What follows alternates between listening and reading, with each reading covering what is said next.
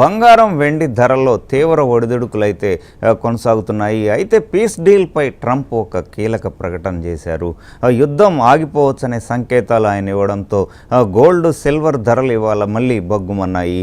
అయితే ఏంటి అసలు ఈ పసిడి వెండి మనల్ని మురిపిస్తాయా ముంచేస్తాయా అనే అంశాలపై చర్చించేందుకు ఈరోజు మనతో అందుబాటులో ఉన్నారు హనుమాన్లు గారు, ప్రముఖ ఆర్థిక నిపుణులు, అట్లాగే నంది రామేశ్వరరావు గారు అనలిస్ట్ మనతో అందుబాటులో ఉన్నారు, అట్లాగే ఇన్వెస్ట్మెంట్ బ్యాంకర్ గణేష్ అట్లూరి గారు స్టూడియోలో సిద్ధంగా ఉన్నారు. ముందుగా రామేశ్వరరావు గారు చెప్పండి సార్, ఈ పసిడి ఎట్లా పై మెరుపులు అంటారా లేకపోతే ముంచేస్తుందంటారా, ఏంటి విషయం? ఈరోజు చూసుకుంటే మళ్ళీ కొంచెము జూమ్ డైరెక్షన్లో వెళ్తుందా ట్రంప్ ప్రకటనతో అనుకోవచ్చా, ఎట్లా? అందరికీ నమస్కారం అండి.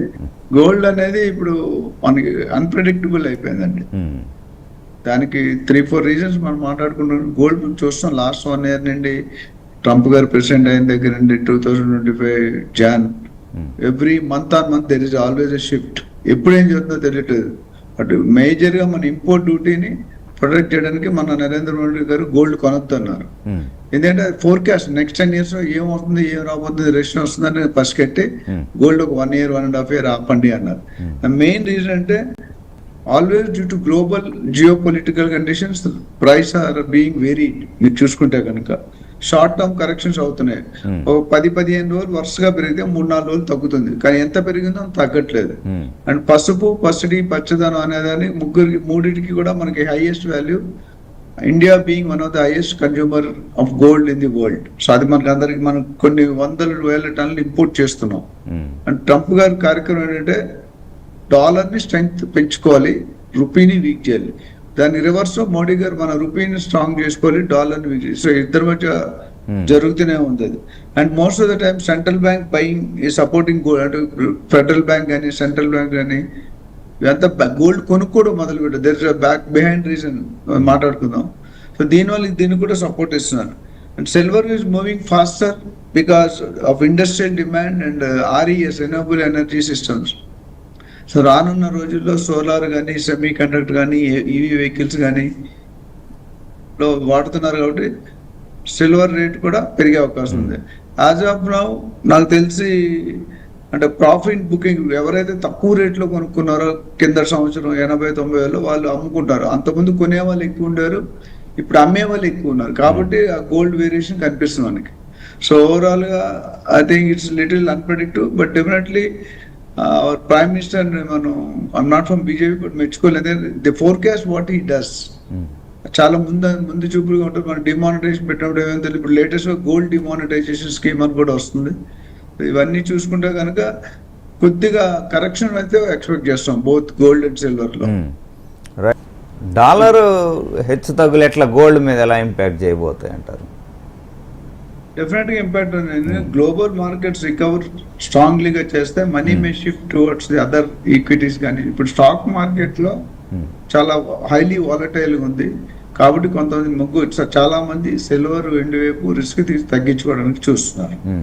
ఒకవేళ డాలర్ బాగా స్ట్రాంగ్ అవుతుంటే మనం డెఫినెట్ గా వీక్ అవుతాం. మనం మోడీ గారు మనకు చెప్పింది ఏంటంటే మనకు మేజర్ గా ఇంపోర్ట్ ఫారెన్ ఎక్స్చేంజ్ ఎక్కడికి వెళ్తుందంటే మేజర్ పోర్షన్ క్రూడ్ ఆయిల్స్ లో వెళ్తుంది, రెండోది గోల్డ్ లో వెళ్తుంది.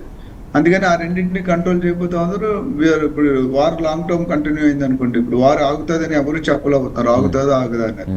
ఆ ఇంపాక్ట్ వల్ల ఏమవుతుందంటే ఈ వార్ కనుక కంటిన్యూ అయితే definitely prices gold highly variable వస్తాయి. ఇందాక సార్ చెప్పినట్టు ఇప్పుడైతే పెరిగే ట్రెండే కనిపిస్తుంది.